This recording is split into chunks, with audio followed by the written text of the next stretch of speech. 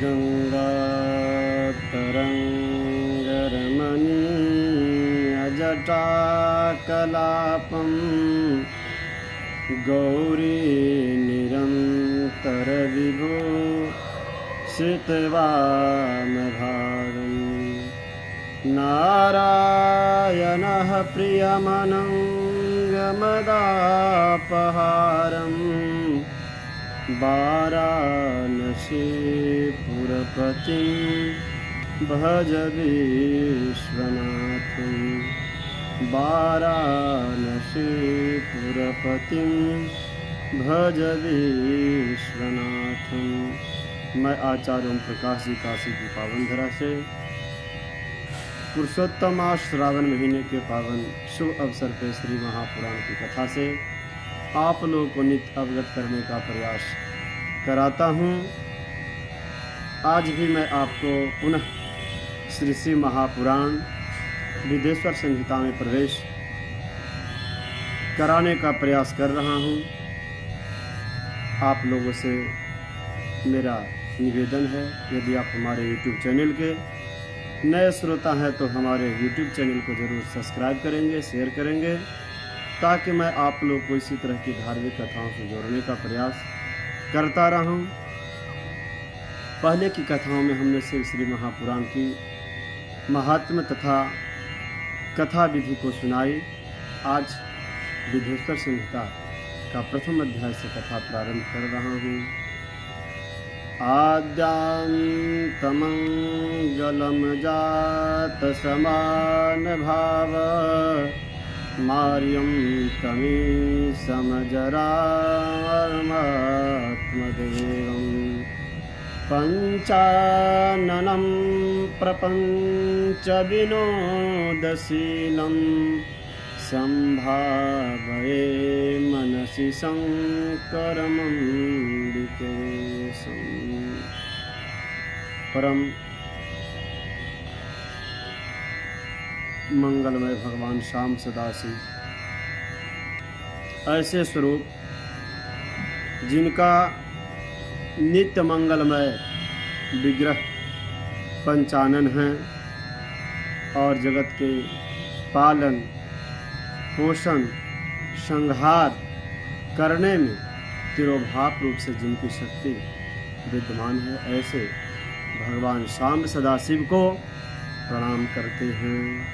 व्यासवाच धर्म क्षेत्रे महाक्षेत्रे गंगा कालिंदी संगमे प्रयागे परमे पुण्ये ब्रह्मलोक सवर्त्मनि मुन्यहं सन्ति आत्मानः सत्यवत्यपरायणः महोजसो महाभागा महासत्रं वितेनिरे तत्रं सत्रं समाकर्ण व्यासिष्यो महामुनिः आजगामुनिं द्रष्टुं सूतं पौराणिकं खलु।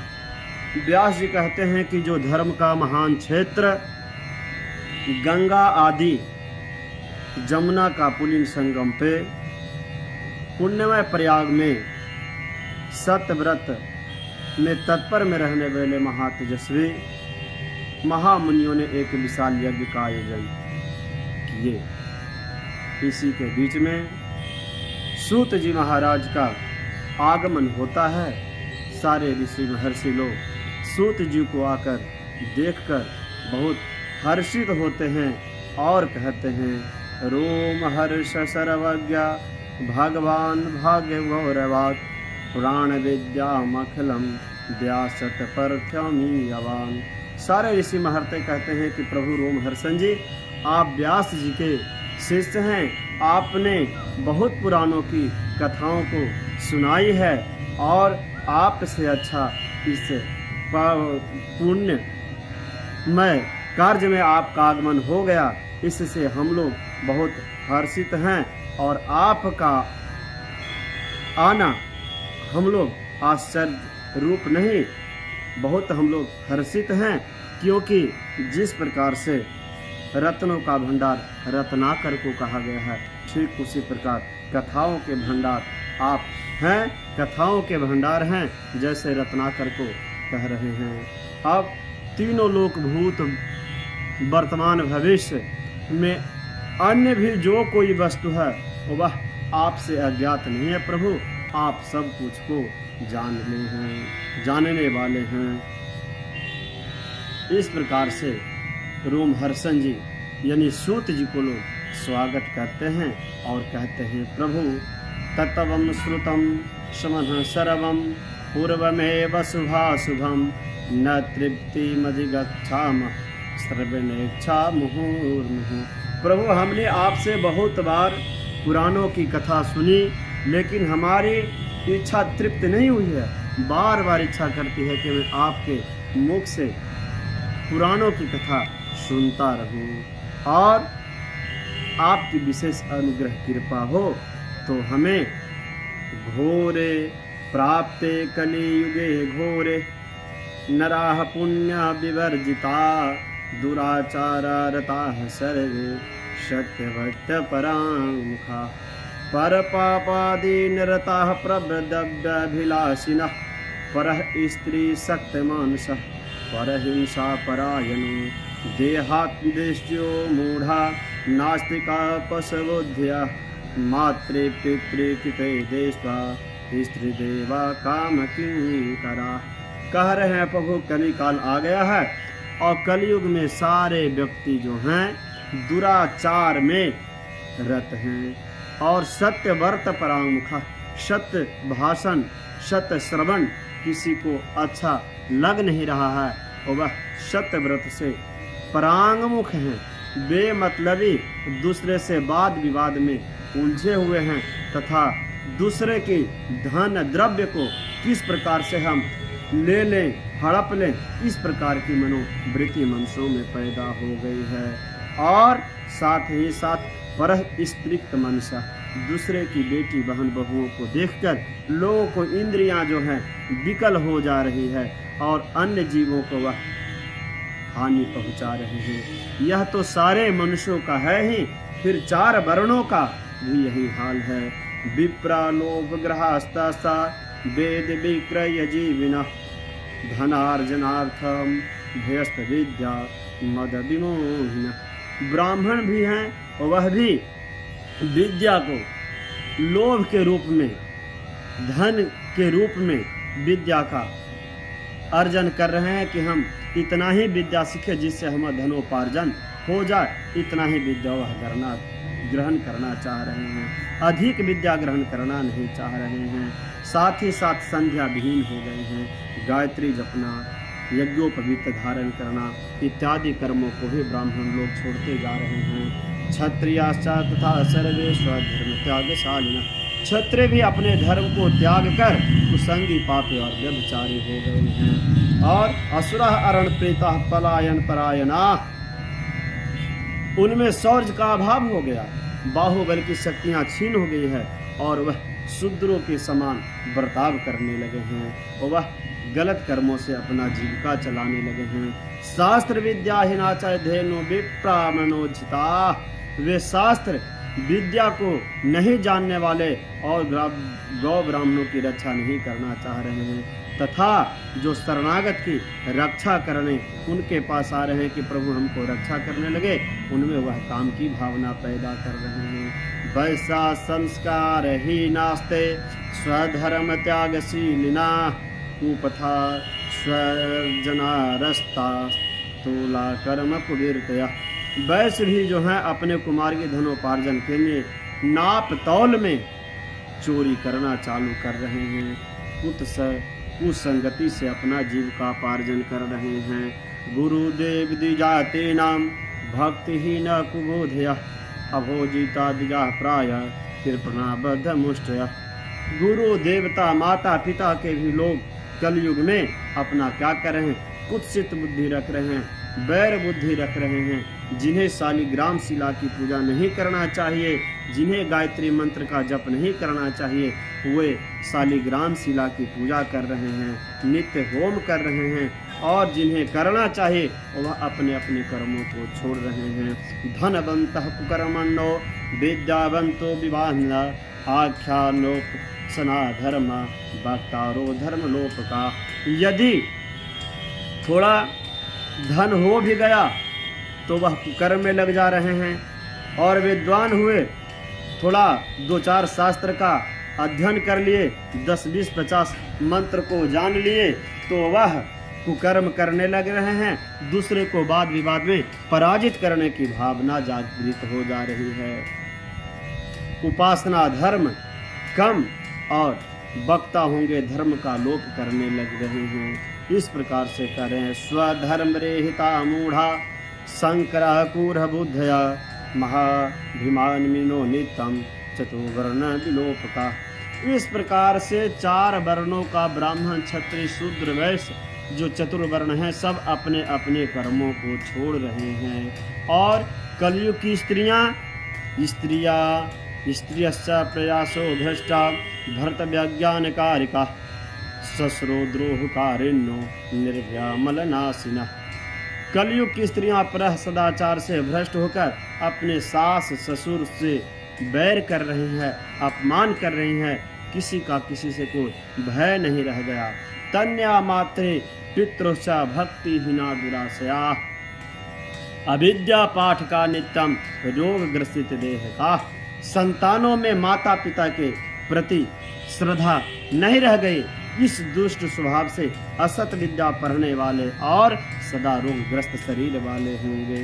तो एतेषां नष्ट बुद्धिनां स्वधर्म त्यागशीलिनां परलोकी पिहलोके कथम सुतम गतिर्भवेत्। प्रभु जब सारे वर्णों के लोग इस तरह कुकर्मी हो जाएंगे, नर नारियां कलयुग में कुकर्मी हो जाएंगी, तो इनका किस प्रकार से चित्त निर्मल होगा, कैसे इनका उद्धार होगा, इसके विषय में हमको बताइए। आप समस्त सिद्धांतों के जानने वाले हैं, यदि आप बताएंगे तो निश्चित ही प्राणियों को कल्याण हो जाएगा। ऐसा बोलते हैं। व्यासोवाच इति करणाम पचिस्तास्तां मुनिनां भक्ति आत्मनां मनः शंकर स्मृता सुतः परवोचतान मुनि। सूत जी कहते हैं कि ठीक है, आपने जगत के कल्याण के लिए बहुत उत्तम बहुत श्रेयस्कर बात पूछी है, और मैं आपको बताता हूँ। वेदांत सार सर्वस्वं पुराणं चैव उत्तमं सर्व घौघ द्वार करम परत्र परमार्थदम। मैं आपको सबसे उत्तम दवा बतलाने जा रहा हूँ, जो मानव इस कली काल में अपने मनोवृत्ति से चारों वर्ण के लोग अपने कुकर्मों से विमुख होते जा रहे हैं, तो उसका किस प्रकार से उद्धार होगा, उसके लिए मैं आपको सबसे उत्तम श्री शिव पुराण वेदांत का सार सर्वस्व है, जो वक्ता और श्रोता सारे लोगों को पाप की राशि को जलाकर भस्म कर देने वाला है तथा उद्धार करने वाला है। इसके विषय में मैं आपको बतला रहा हूँ। तस्या अध्ययन मात्रेण पुराणस्य द्विजोत्तमा सर्वोत्तमस्य सैव सहते यासन्ति सुसद्गतिम्। हे विप्रवरों, उस सर्वोत्तम शिव महापुराण की कथा सुनने और अध्ययन मात्र से कलयुग के सारे पाप सक्त जीव श्रेष्ठ और उत्तम गति को शिव सायुज को प्राप्त करेंगे, जो शिव महापुराण की कथा को श्रवण करेंगे। तावत् काले महोत्पातः संतरिष्यन्ति निर्भया यावत् से पुराणम ही नोदम से जगत्य हो। इस कली काल में तभी तक उत्पात निर्भय विचरण करेंगे जब तक श्री शिव महापुराण का उदय नहीं होगा। जैसे ही श्री शिव महापुराण का उदय हो जाएगा तो जितने उत्पात हैं सब शिव पुराण के उदय होते ही समाप्त हो जाएंगे। अर्थात श्री शिव महापुराण की कथा श्रवण कर लेने मात्र से, जीवन में धारण कर लेने मात्र से, शिव के प्रति प्रीति करने मात्र से मानव के सारे उत्पात शांत हो जाते हैं, किसी प्रकार की जीवन में विघ्नता नहीं रह जाती है। तावत् श्रीपुरम दुर्बोधम शिवस महतामपि यावत् श्री पुराणम ही नोदतं से जगत हो। कहते हैं अहो महान व्यक्तियों के लिए भी तभी तक शिव स्वरूप का दुर्बोध रहेगा जब तक इस शिव पुराण का जगत में उदय नहीं होगा। शिव पुराण का जगत में उदय होने मात्र से ही सारे प्राणियों का कल्याण हो जाएगा। इतना ही नहीं, सारे तीर्थ, सारी नदियां और जितने चीज हैं सब तभी तक आपस में वाद विवाद करेंगे जब तक इस श्री शिव महापुराण का धराधाम पे उदय नहीं होगा। तावत् सर्वाणि क्षेत्राणि वेदन्ति महितले यावत् पुराणं हि नोदस्यन्ति महातले। तावत् सर्वाणि पीठानि विवन्ति महितले यावत् पुराणं हि नोदस्यन्ति महतले। तावत् सर्वाणि दानानि विदन्ति महितले यावत् पुराणं हि नोदस्यन्ति महितले यावत् पुराणं हि नोदस्यन्ति महितले। तावत् सर्वं च ते देवा विवन्दन्ति महितले यावत् पुराणं हि नोदस्यति महितले। तावत् सर्वे सिद्धान्ता विवन्तेति महितले। अस्य शैव पुराणस्य कीर्तनः श्रवणाद्विजः फलं वक्तुं न शक्नोमि कात्सरणेन मुनिषत्तमा। कह रहे हैं कि हमारे सनातन धर्म की तीर्थ नदियाँ संत संप्रदाय तभी तक आपस में वाद विवाद करेंगे जब तक इस श्री शिव महापुराण का धराधाम पे उदय नहीं होगा। जैसे ही श्री महापुराण का उदय हो जाएगा तो इस धराधाम पे, इस महितल पे सारे जगत में, पूरे संसार में शांति व्याप्त हो जाएगी। इसलिए हे मुनिगण, इस श्रेष्ठ शिव महापुराण का आप लोग श्रवण करें और इसके फलों को भी इतनी आसानी से वर्णन नहीं किया जा सकता जितना आसानी से समझा जाए। यह श्री शिव महापुराण केवल धारण करने मात्र से मानव का कल्याण हो जाता है। एतस्य पुराणं हि श्लोकार्धमेव च ये पठेत भक्ति संयुक्त सा पान्मुच्येत तत्क्षणात्। जो इस श्री शिव महापुराण की एक श्लोक, आधा श्लोक भी पढ़ता है, उसी समय, उसी क्षण सारे पापों से मुक्त हो जाता है। एतस्य पुराणं हि पत्यतम हितेन्द्रतः यथाशक्ति पठेद भक्ता सजीवन मुक्त उच्यते। जो व्यक्ति आलस से रहित होकर प्रतिदिन श्री शिव महापुराण का यथाशक्ति पाठ करता है वह जीवन से मुक्त हो जाता है। और जो श्री शिव महापुराण की कथा को श्रवण करता है, पाठ करता है, वह अश्वमेध यज्ञ के बराबर फल प्राप्त करता है। एतस्य पुराणं हि यह साधारण पदेक्षया अन्यतः शृण्वासोऽपि मतो मुच्यते पापतकात्। जो व्यक्ति साधारण पद की प्राप्ति की इच्छा से इस पुराण को सुनता है वह पाप से मुक्त हो जाता है। और जो केवल इस शिव श्री महापुराण को प्रणाम करता है आदर से, उसको भी सामान्य पुण्य की प्राप्ति होती है। इसमें किसी प्रकार की संशय नहीं है। श्री शिव महापुराण प्रत्येक अक्षरों की संख्या गायत्री अक्षर के पूरे चरण के बराबर पुण्य देने वाली है। जो यह श्री शिव महापुराण को उपवास रहकर चतुर्दशी के दिन श्री शिव महापुराण का पाठ करता है या सुनता है, उसका फल कुरुक्षेत्र सूर्य ग्रहण के समय अपनी शक्ति के अनुसार जो विप्रों को, मुख्य कथावाचकों को धन से जो फल प्राप्त होता है वह फल प्राप्त हो जाता है। और इस श्री शिव महापुराण की कथा सुनाने वाला और व्यक्ति जो श्रेष्ठ कर्म को करता है, सुनता है, वह दोनों कोटि गुना फल प्राप्त करता है। जो इस रुद्र संहिता का पाठ, श्री शिव महापुराण का पाठ शिवालय के समीप चतुर्दशी के दिन वह करता है तो मानव कितना भी कुकर्मी हो वह 3 दिन में पवित्र आत्मा हो जाता है।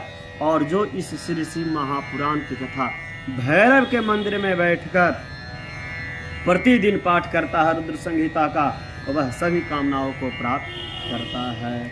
और कहते हैं कि कैलाश संहिता सो महात्म वेति शंकर किस्तम तदर व्यासम चतरथम वेद में द्विजा।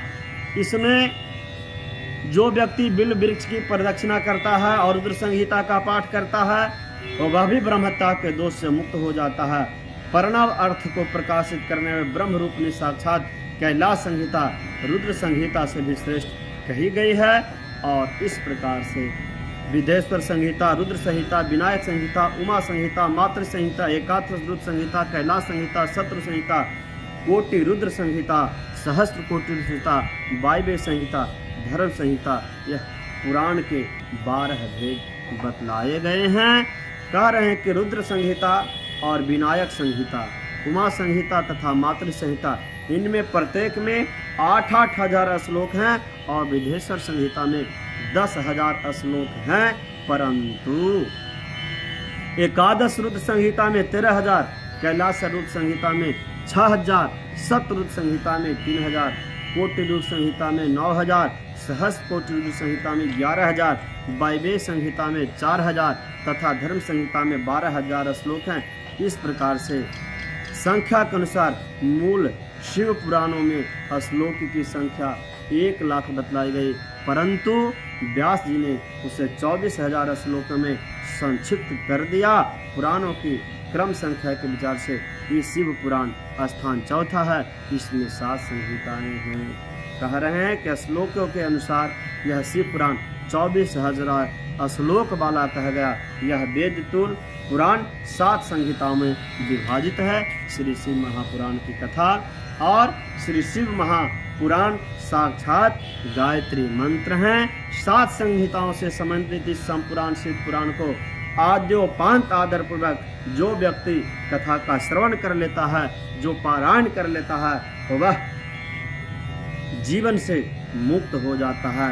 और वेद, स्मृति, पुराण, इतिहास, सैकड़ों आगम इस शिव पुराण के अल्प कला के समान भी बराबरी करने वाले नहीं हैं। यह उत्तम शिव पुराण समस्त पुराणों में श्रेष्ठ है। यो वे पठे स्तुण्याद परमादेरण शंभो प्रेहिसी लभते परमाम गति नभय। कहते हैं जो आदर से इस शिव श्री महापुराण को पढ़ता है, पारायण करता है, कथा को श्रवण करता है, वह परम गति को प्राप्त होता है। ऋषिगण ब्रह्मा जी से कहते हैं कि प्रभु अमुख्य वस्तु अच्छा है, कौन साधन अच्छा है, कौन अच्छा है, कौन खराब है।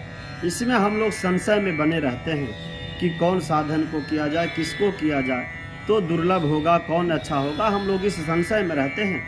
इस विचार से ब्रह्मा जी के पास जाते हैं और कहते हैं कि प्रभु आप हमें बताएं कि कौन अच्छा है, किसकी आराधना किया जाए, इसके विषय में बतलाएं। ब्रह्मा जी कहते हैं यतो वाचो निवृत्तन्ते अप्राय मनसा सहम यस्मा सर्वमिदं ब्रह्मा विष्णुरेंद्र पूर्वकम। कहते हैं कि देखिए जहाँ से मन वाणी जाकर भी लौट आती है तथा जिन्हें ब्रह्मा विष्णु रुद्र और आदि सब लोग समस्त भूतों से इंद्रिया प्रकट हुई है, ऐसे साक्षात सांब सदा शिव ही श्रेष्ठ हैं, जो इस जगत का उत्पादन, पालन, संहारण तीनों करने में सक्षम होते हैं। मुनि लोग कहते हैं अथम की परम साध्यम किम बात साधनम परम साधकम पुरुषम तद्दिदम ब्रूहि तत्वतः। कहते हैं हे प्रभु परम साध्य क्या है और परम साधन क्या है, इसके विषय में हमें बतलाइए। और उसका साधक कैसे हो जाता है, व्यक्ति अच्छा साधक कैसे बन सकता है, हमारे यह जानने की इच्छा है। ब्रह्मा जी कहते हैं साधम शिव पद प्राप्ति साधनम तस्य सेवनम साधकस्य प्रसादाद्यो नित्यादि फल निष्पर। शिव पद की प्राप्ति ही परम साध्य है और उनकी सेवा ही, शिव की सेवा करना ही परम साधन है। उनके प्रसाद से जो नित्य नैमित्तिक आदि फलों की ओर निष्प्रिय होता है वही साधक है। जो भगवान शिव को प्राप्ति करने का इच्छा जिसके मार्ग में है वह साध्य है, और जो उसको भगवान सांब सदा शिव की सेवा करता है वह साधन है। और साधन और साध्य के माध्यम से जो नित्य नैमित्तिक आदि फलों की ओर जो निष्प्रिय होता है वही साधक है। कहते हैं कि मनसा मननम तस्य महासाधन उच्यते। श्रोतव्यम कीर्तिव्यश्च मनवत्तश्च महेश्वरः। महेश्वर भगवान शाम सदा शिव का श्रवण कीर्तन और मनन करना ही यह श्रुति वाक्य हमारे लिए सबसे प्रमाणभूत है। संपूर्ण मनोरथ को सिद्ध में लगे हुए आप लोग इस साधन से साधु को प्राप्त कर सकते हैं, परंतु प्रत्यक्ष वस्तु को नेत्र से देखकर उसमें प्रवृत्त होते हैं, परंतु जिस वस्तु का कहीं भी प्रत्यक्ष दर्शन नहीं होता उसे श्रवणेंद्रियों द्वारा जान सुनकर मनुष्य से प्राप्ति कर लेने की चेष्टा करता है। अतः पहला साधन श्रवण सबसे पहला साधन है। इसके द्वारा गुरु के मुख से तत्व की बातों को सुनकर बुद्धिशाली विद्वान पुरुष अन्य साधनों कीर्तनों के माध्यम से मन को सिद्ध करता है। क्रमशः जब मनन पर्यंत इस साधन की अच्छी तरह साधन कर लेने पर उसके द्वारा सालोक आदि क्रम से धीरे धीरे भगवान में भक्ति प्राप्त होती है और शिव का संयोग प्राप्त होता है। सर्वांग व्याधयः पश्चात सर्वानंद लीयते अभ्यास क्लेश में तत्वै पश्चाद्यांत मंगलम। अर्थात पहले सारे अंगों का रोग नष्ट हो जाते हैं जब हम साधन की ओर तत्पर होते हैं और धीरे धीरे इस लौकिक आनंद की प्राप्ति होती है। इस प्रकार से शिव महापुराण की कथा के आज अंतर्गत साधन और साध्य के विषय में आप लोगों को हमने बताया। कल से हम विद्येश्वर संहिता का श्रवण कीर्तन और मनन इसके विषय में बतलाऊंगा। आप हमारे इस कथा को जरूर से अधिक लोगों तक पहुंचाने का प्रयास करें। श्रावण मास में श्री महापुराण की कथा सुनना बहुत ही पुण्यदायी है, उसमें पुरुषोत्तम मास है। कथा अच्छा लगे तो हमारे YouTube चैनल को जरूर सब्सक्राइब करेंगे, शेयर करेंगे। हर हर महादेव।